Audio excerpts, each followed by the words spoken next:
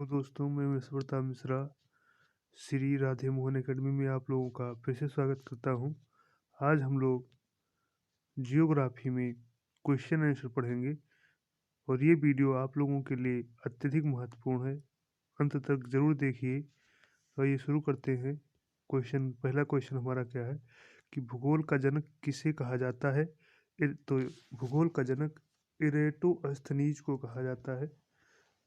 दूसरा क्वेश्चन हमारा है भूगोल को एक अलग अध्ययन शास्त्र के रूप में स्थापित करने का श्रेय निम्न में से किस विद्वान को है। तो इरेटोस्थनीज को, यानी इरेटोस्थनीज को भूगोल को एक अलग अध्ययन शास्त्र के रूप में स्थापित करने का श्रेय है। भूगोल के लिए जियोग्राफिका शब्द का प्रयोग सर्वप्रथम किसने किया। तो इरेटोस्थनीज ने ही किया। जियोग्राफी के शाब्दिक अर्थ के आधार पर भूगोल की परिभाषा की गई है। भूगोल वह विज्ञान हो जो पृथ्वी के धरातल का अध्ययन करता है। अगला क्वेश्चन भूगोल पृथ्वी को केंद्र मानकर अध्ययन करने वाला विज्ञान है, किसने कहा था। तो वारेनियस ने कहा था। क्या कहा था कि भूगोल पृथ्वी को केंद्र मानकर अध्ययन करने वाला विज्ञान है, वारेनियस ने कहा था। अगला क्वेश्चन भूगोल भूतल का अध्ययन है, किसने कहा था। तो कांटे ने कहा था। किसने कहा था। कांटे ने कहा था। भौगोलिक विचारधाराओं में नवनियतिवाद की विचारधारा का प्रवर्तक कौन है। तो ग्रिफिथ टेलर हैं। कौन है। ग्रिफिथ टेलर हैं। अगला क्वेश्चन वर्तमान भूत की कुंजी है कथन किस विद्वान का है। तो भूगोल वर्तमान भूत की कुंजी है, ये जेम्स हट्टन ने कहा था। किसने कहा था। जेम्स हट्टन ने कहा था। स्थल रूप संरचना प्रक्रम तथा अवस्था का प्रतिफल होता है, ये कथन किसका है। तो ये WM डेविस का है, यानी स्थल रूप संरचना प्रक्रम तथा अवस्था का प्रतिफल होता है, यह कथन WM डेविस का है। अगले क्वेश्चन पर चलते हैं। तो यदि इतिहास कब का वैज्ञानिक अध्ययन प्रस्तुत करता है। तो भूगोल कहाँ का वैज्ञानिक एवं तार्किक अध्ययन है, कथन निम्नलिखित में से किस विद्वान का है। तो ये कार्ल सावर का है। किसका है। कार्ल सावर का है। अगला क्वेश्चन भू आकृति विज्ञान का जन्मदाता किसे माना जाता है। तो पेशेल को माना जाता है, यानी भू आकृति विज्ञान का जन्मदाता पेशेल को माना जाता है। अगला क्वेश्चन रुको और जाओ नियतिवाद स्टॉप एंड गो डिटरमिनिज्म की विचारधारा के प्रतिपादक कौन है। तो ग्रिफिथ टेलर है। कौन है। Griffith Taylor. भूगोल को मानव परिस्थितिकी के रूप में परिभाषित करने वाला विद्वान कौन है। तो एच बैरोज जी हैं, यानी भूगोल को मानव परिस्थितिकी के रूप में परिभाषित करने वाला विद्वान एच बैरोज हैं। गणितीय भूगोल का प्रारंभकर्ता निम्न में से कौन है। तो थेल्स हैं, यानी गणितीय भूगोल का प्रारंभकर्ता थेल्स जी हैं। चूंकि मानव पृथ्वी पर निवास करता है अतः पृथ्वी पर निर्भर है, कथन किसका है। तो जीन ब्रून्स का है। किसका है। जीन ब्रून्स का है। क्षेत्रीय भूगोल रीजनल जियोग्राफी का पिता निम्न में से किस भूगोलवेत्ता को कहा जाता है। तो कार्ल रिटन को कहा जाता है। किसे कहा जाता है। कार्ल रिटर को कहा जाता है। मानव भूगोल का संस्थापक निम्न में से किसको कहा जाता है। तो कार्ल रिटर को, यानी क्षेत्रीय भूगोल का पिता भी कार्ल रिटर को कहा जाता है और मानव भूगोल का संस्थापक भी कार्ल रिटर को ही कहा जाता है। मानव भूगोल अस्थायी पृथ्वी एवं चंचल मानव के पारस्परिक परिवर्तनशील संबंधों का अध्ययन है, यह कथन किसका है। तो यह कथन कुमार सेम्पुल का है। किसका है। कुमार सेम्पुल का है। अगला जो है अध्याय हम लोग सौर मंडल का पढ़ेंगे। तो सौर मंडल में पहला क्वेश्चन है सौर प्रणाली की खोज किसने की थी। तो कोपरनिकस ने की थी। सौर प्रणाली की खोज किसने की थी। तो कोपरनिकस ने की थी। सूर्य के चारों ओर घूमने वाले खगोलीय पिंड क्या कहलाते हैं। तो ग्रह कहलाते हैं। सूर्य के चारों ओर घूमने वाले खगोलीय पिंड क्या कहलाते हैं। तो ग्रह कहलाते हैं। किस ग्रह के चारों ओर परिक्रमा करने वाले छोटे आकाशीय पिंड को क्या कहते हैं, यानी किसी ग्रह के चारों ओर परिक्रमा करने वाले छोटे आकाशीय पिंड को उपग्रह कहते हैं। क्या कहते हैं। उपग्रह कहते हैं। ग्रहों की गति का नियम किसने प्रतिपादित किया। तो केपलर ने प्रतिपादित किया। किसने प्रतिपादित किया। तो केपलर ने प्रतिपादित किया। सौरमंडल में कुल कितने ग्रह हैं। तो 8 ग्रह हैं। सौरमंडल में कितने ग्रह हैं। तो 8 ग्रह हैं। सूर्य से बढ़ती दूरी के अनुसार ग्रहों का निम्न में से कौन सा क्रम सही है? तो बढ़ती दूरी के अनुसार बुध सबसे निकट है, उससे दूरी पर शुक्र है, और उससे दूरी पर पृथ्वी, और सबसे दूरी पर क्या है? मंगल ग्रह है। अगला क्वेश्चन क्या है कि पृथ्वी से बढ़ती दूरी के अनुसार ग्रहों का निम्न में से कौन सा क्रम सही है? तो पृथ्वी से बढ़ती दूरी के अनुसार ग्रहों का निम्न क्रम शुक्र, मंगल, बुध एवं बृहस्पति है। यानी सबसे नज़दीक पृथ्वी के शुक्र, उससे दूरी पर मंगल, उससे दूरी पर बुध और सबसे दूरी पर बृहस्पति ग्रह है। अगला क्वेश्चन, आकार के अनुसार सौरमंडल के ग्रहों का अवरोही क्रम है। तो आकार के अनुसार अवरोही क्रम यानी सबसे बड़े से फिर छोटा, फिर छोटा, फिर छोटा, यानी बृहस्पति सबसे बड़ा, उससे छोटा शनि, उससे छोटा अरुण, उससे छोटा वरुण, पृथ्वी, फिर शुक्र, फिर मंगल एवं बुध सबसे छोटा ग्रह है, यानी आकार के अनुसार। अगला क्वेश्चन, निम्नलिखित में से कौन सौरमंडल का भाग नहीं है? तो निहारिका जो है सौरमंडल का भाग नहीं है। अगला क्वेश्चन, सूर्य के चारों ओर चक्कर लगाते ग्रह का वेग क्या होता है? तो ये अधिकतम होता है जब सूर्य के समीप होता है। कब? जब सूर्य के समीप होता है तो इसका वेग अधिकतम होता है। अंतरिक्ष में कुल कितने तारामंडल हैं? तो 89 तारामंडल हैं। कितने तारामंडल हैं? 89 तारामंडल हैं। निक्स ओलंपिया कोलंपस पर्वत किस ग्रह पर स्थित है? तो मंगल ग्रह पर स्थित है। निक्स ओलंपिया कोलंपस पर्वत किस ग्रह पर स्थित है? मंगल ग्रह पर स्थित है। पार्थिव ग्रहों की संख्या कितनी है? तो 4। पार्थिव ग्रहों की संख्या कितनी है? 4। निम्नलिखित में से कौन एक पार्थिव ग्रह नहीं है? तो शनि पार्थिव ग्रह नहीं है। कौन नहीं है? शनि पार्थिव ग्रह नहीं है। वाह्य ग्रह या बृहस्पति सदृश ग्रहों की संख्या कितनी है? तो 4, यानी वाह्य ग्रह या बृहस्पति सदृश ग्रहों की संख्या कितनी है? तो 4 है। बृहस्पति सदृश ग्रहों में सम्मिलित नहीं है कौन? मंगल, यानी बृहस्पति सदृश ग्रहों में कौन सा ग्रह नहीं सम्मिलित है? तो मंगल नहीं सम्मिलित है। निम्नलिखित में से किन दो ग्रहों को छोड़कर से सभी ग्रह सूर्य के चारों ओर वामावर्त में घूमते हैं? यानी वामावर्त में घूमते हैं। तो शुक्र और अरुण ये दो ग्रह वामावर्त में घूमते हैं और सभी ग्रह दक्षिणावर्त में घूमते हैं। सौरमंडल का जन्मदाता किसे कहा जाता है? तो सूर्य को, यानी सौरमंडल का जन्मदाता किसे कहा जाता है? सूर्य को, और सूर्य को सौरमंडल का मुखिया भी कहा जाता है। ब्रह्मांड में विस्फोटी तारा कहलाती है तो अभिनव तारा विस्फोटी तारा कहलाती है। वैज्ञानिक जिन्होंने सर्वप्रथम खोज की कि पृथ्वी सूर्य के चारों ओर घूमती है वे कापरनिकस थे। यानी कौन से वैज्ञानिक थे जिन्होंने यह खोजा कि पृथ्वी सूर्य के चारों ओर घूमती है? तो कोपरनिकस, यानी वो वैज्ञानिक का नाम क्या था? तो कोपरनिकस था। निम्नलिखित में से कौन सा ग्रह नहीं है जिसे प्राचीन भारतीय ग्रह मानते थे? सूर्य ग्रह नहीं है, यह एक तारा है और इसको पहले प्राचीन भारतीय जो थे वो ग्रह मानते थे। सूर्य के संगठन में सहायक गैस कौन सी है? तो हाइड्रोजन और हीलियम जो है यह सूर्य के संगठन में सहायक गैस है। सूर्य के मध्य भाग को क्या कहा जाता है? तो सूर्य के मध्य भाग को समताप मंडल कहा जाता है। सूर्य के मध्य भाग को क्या कहा जाता है? तो सूर्य के मध्य भाग को समताप मंडल कहा जाता है। सूर्य के ऊपर के भाग को क्या कहा जाता है? तो प्रकाश मंडल कहा जाता है। सूर्य के ऊपर के भाग को क्या कहा जाता है? तो प्रकाश मंडल कहा जाता है। सूर्य सदैव पूर्व में निकलता है क्योंकि पृथ्वी पश्चिम से पूर्व की ओर घूमती है। सूर्य सदैव पूर्व में निकलता है क्योंकि पृथ्वी पश्चिम से पूर्व की ओर घूमती है। नॉर्वे में अर्धरात्रि के समय सूर्य कब दिखाई देता है? तो 21 जून को, यानी नॉर्वे में अर्धरात्रि के समय सूर्य कब दिखाई देता है? तो 21 जून को दिखाई देता है। एक ग्रह की अपने अक्ष में सूर्य से अधिकतम दूरी को क्या कहा जाता है? तो ऑफशोर कहा जाता है। यानी एक ग्रह की अपने कक्ष में सूर्य से अधिकतम दूरी को क्या कहा जाता है? तो ऑफशोर कहा जाता है। और एक ग्रह की अपने कक्ष में सूर्य से न्यूनतम दूरी को क्या कहा जाता है? तो अपसौर कहा जाता है।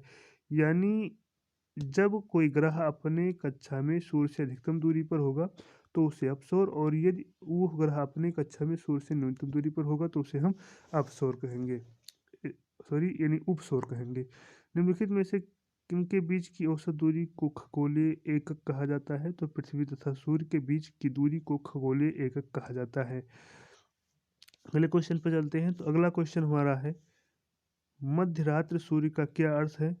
तो मध्य रात सूर्य का अर्थ है कि सूर्य का ध्रुवीय वृत्त में देर तक चमकना, यानी मध्य रात्रि सूर्य का क्या अर्थ है, तो मध्य रात सूर्य का अर्थ है सूर्य का ध्रुवीय वृत्त में देर तक चमकना। मध्य रात का सूर्य किस क्षेत्र में दिखाई देता है, तो आर्कटिक क्षेत्र में दिखाई देता है, यानी मध्य रात्रि का सूर्य किस क्षेत्र में दिखाई देता है, तो वो आर्कटिक क्षेत्र में दिखाई देता है। सूर्य में काला धब्बा क्या है, तो सूर्य में एक बड़ा काला छेद है। सूर्य में काला धब्बा क्या है, तो सूर्य में एक बड़ा काला छेद है। सूर्य के रासायनिक मिश्रण में हाइड्रोजन का प्रतिशत कितना है, तो सूर्य के रासायनिक मिश्रण में हाइड्रोजन का प्रतिशत 71% है। निम्नलिखित में से कौन एक तारा है, तो सूर्य एक तारा है। निम्नलिखित में से कौन एक तारा है, तो सूर्य एक तारा है। बाकी चंद्रमा, शुक्र, पृथ्वी ये क्या है, ये एक ग्रह है। सौर पृष्ठ पर लगभग कितना तापमान होता है, तो 6000 सेंटीग्रेड तापमान होता है। सौर पृष्ठ पर लगभग कितना तापमान होता है, तो 6000 सेंटीग्रेड तापमान होता है। सूर्य की सतह पर हाइड्रोजन के अलावा दूसरा कौन सा तत्व बहुतायत से पाया जाता है, तो हीलियम तत्व बहुतायत से पाया जाता है। यानी सूर्य की सतह पर हाइड्रोजन के अलावा दूसरा हीलियम तत्व बहुतायत से पाया जाता है। सूर्य प्रकाश धरती तक पहुंचने में कितने मिनट लेता है, सूर्य का प्रकाश धरती तक पहुंचने में 8.3 मिनट 3 मिनट का समय लेता है। सूर्य के सबसे पास कौन सा ग्रह है, तो सूर्य के सबसे पास ग्रह बुध ग्रह है। बुध नक्षत्र में एक वर्ष में दिनों की संख्या कितनी होती है, तो बुध नक्षत्र में एक वर्ष में 88 दिनों की संख्या होती है। किस ग्रह में चंद्रमा की तरह कलाएं होती हैं, तो बुध ग्रह में चंद्रमा की तरह कलाएं होती हैं। निम्नलिखित में से कौन से ग्रहों के चारों ओर घूमने वाले उपग्रह नहीं हैं, तो बुध तथा शुक्र के पास में उनके चारों तरफ घूमने वाले कोई ग्रह नहीं है। निम्नलिखित में से कौन सा ग्रह सूर्य का चक्कर सबसे कम समय में लगाता है, तो बुध ग्रह सूर्य का चक्कर लगाने में सबसे कम समय लगाता है। सबसे तीव्र गति से सूर्य का चक्कर लगाने वाला ग्रह है बुध। यानी कौन सा ग्रह ऐसा है जो सूर्य का सबसे कम समय में चक्कर लगा लेता है, तो बुध ग्रह ऐसा ग्रह है जो सूर्य का सबसे कम समय में चक्कर लगा लेता है। निम्नलिखित में से किस ग्रह की परिभ्रमण गति सबसे अधिक है, तो बुध की परिभ्रमण गति सबसे अधिक है। किस ग्रह की परिभ्रमण गति सबसे अधिक है, तो किसकी, बुध की। निम्नलिखित में से किस ग्रह का अक्षीय झुकाव सबसे अधिक है, तो निम्नलिखित में से बुध ग्रह का अक्षीय झुकाव सबसे अधिक है। यानी पृथ्वी, प्लूटो, शनि इनकी अक्षीय झुकाव कम है, लेकिन बुध की अक्षीय झुकाव सभी ग्रहों से ज़्यादा है। चंद्रमा के सदृश दिखाई देने वाला ग्रह है बुध। यानी कौन सा ग्रह ऐसा है जो चंद्रमा के सदृश दिखाई देता है, तो बुध ग्रह चंद्रमा के सदृश दिखाई देता है। सौरमंडल का कौन सा ग्रह लगभग पृथ्वी जितना बड़ा है, तो सौरमंडल का शुक्र ग्रह पृथ्वी जितना बड़ा है। इसीलिए इसको यानी शुक्र को पृथ्वी का बहन, भोर का तारा आदि के नाम से जाना जाता है। निम्नलिखित में से किस ग्रह को पृथ्वी की बहन कहा जाता है, तो शुक्र ग्रह को पृथ्वी का बहन कहा जाता है। अगले क्वेश्चन पर चलते हैं।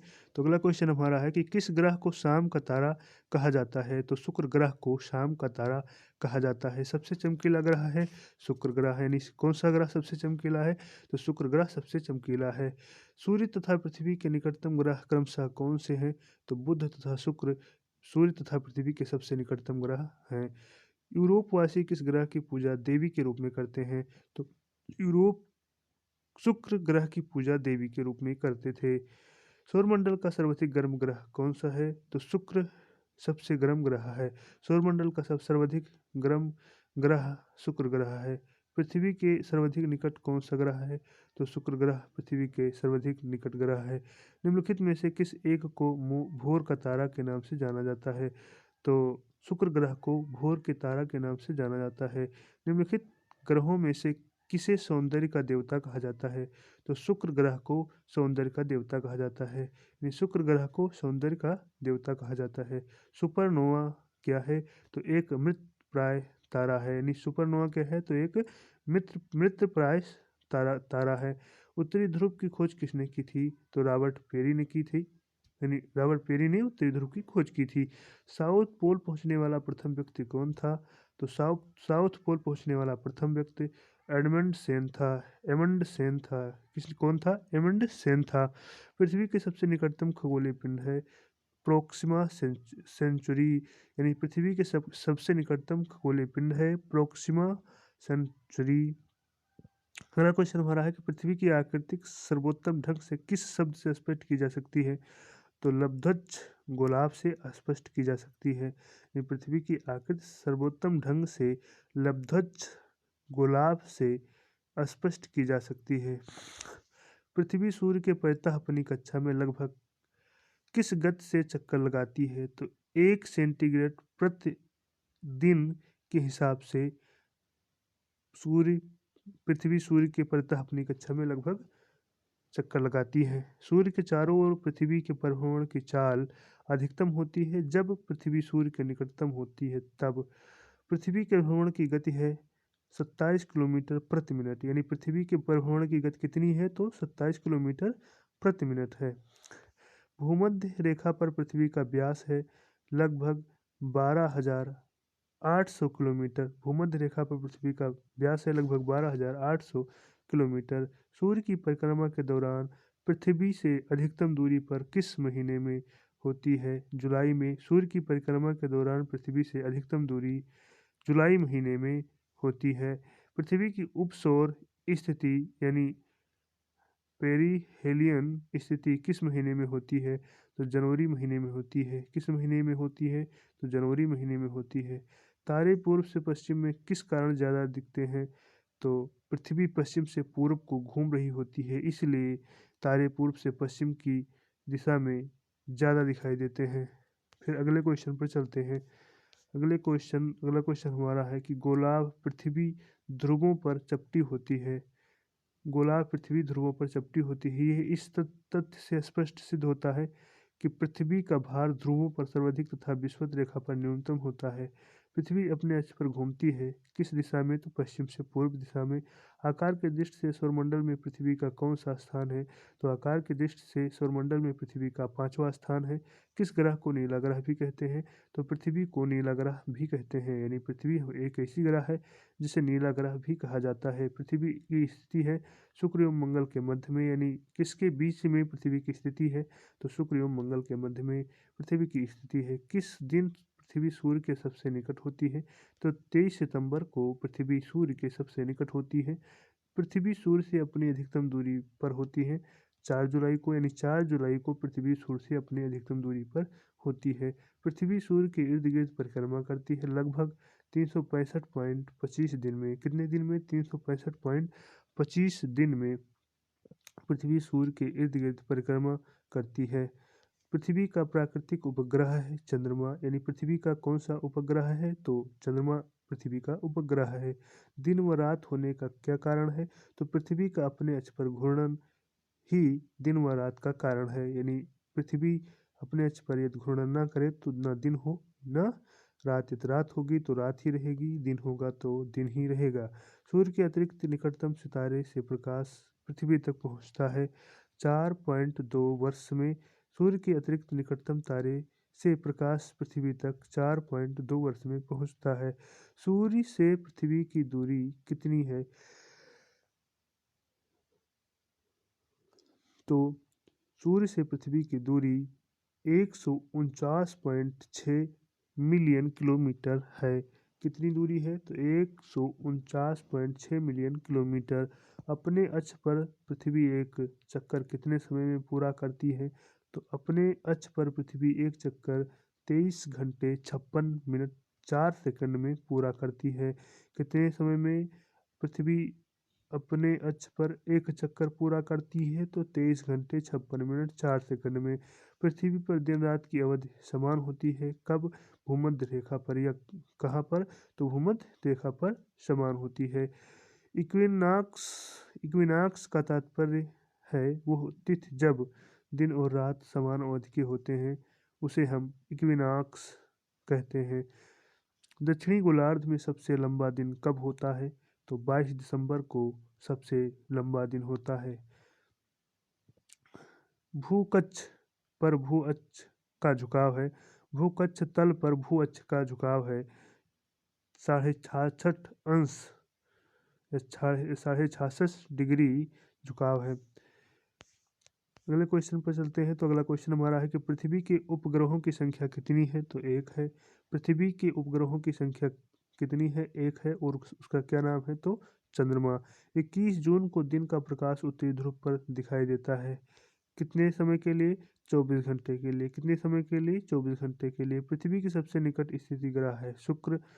दूरी की दृष्टि से तृतीय क्रम में कौन सा ग्रह है? तो दूरी की स्थिति में तृतीय क्रम का ग्रह पृथ्वी ग्रह है।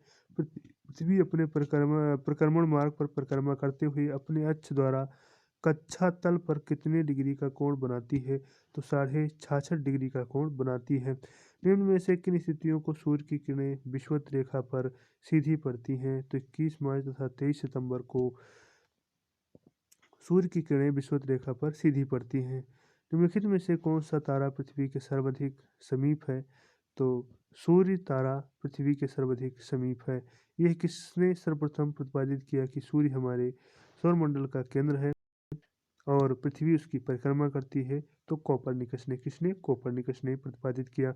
जब दिन और रात की अवधि बराबर होती है तो सूर्य की किरणें सीधी पड़ती हैं। कहाँ पर? तो भूमध्य रेखा पर। जब दिन और रात की अवधि समान होती है यानी बराबर होती है तो सूर्य की सीधी किरणें भूमध्य रेखा पर पड़ती है। यदि पृथ्वी और अंतरिक्ष के बीच से वायुमंडल को हटा हुआ माना जाए तो आसमान का रंग कैसा होगा? तो काला होगा। यदि पृथ्वी एवं अंतरिक्ष के बीच से वायुमंडल को हटा दिया जाए तो आसमान का रंग काला दिखाई देगा। पृथ्वी की परिधि कितनी है? तो 40,075 किलोमीटर पृथ्वी की परिधि है। किस तिथि को उत्तरी गोलार्ध में सबसे लंबा दिन होता है? तो 21 जून को उत्तरी गोलार्ध में सबसे लंबा दिन होता है। किस तिथि को उत्तरी गोलार्ध में सबसे छोटा दिन होता है? तो 23 सितंबर को उत्तरी गोलार्ध में सबसे छोटा दिन होता है। ध्रुवों पर दिन की अवधि होती है 6 माह की। निम्नलिखित में से किस ग्रह का औसत घनत्व सबसे अधिक है? तो बुध ग्रह का औसत घनत्व सबसे अधिक है। किसने सबसे पहले पृथ्वी की परिधि को मापा? इरेटोस्थनीज ने पृथ्वी के परिधि को सबसे पहले मापा। पृथ्वी का ध्रुवीय व्यास किसके विषुवतीय व्यास से कितना कम है? पृथ्वी का ध्रुवीय व्यास उसके विषुवतीय व्यास से कितना कम है? तो 43 किलोमीटर कम है। पृथ्वी का ध्रुवीय व्यास लगभग कितना है? तो 12,750 किलोमीटर पृथ्वी का ध्रुवीय व्यास है।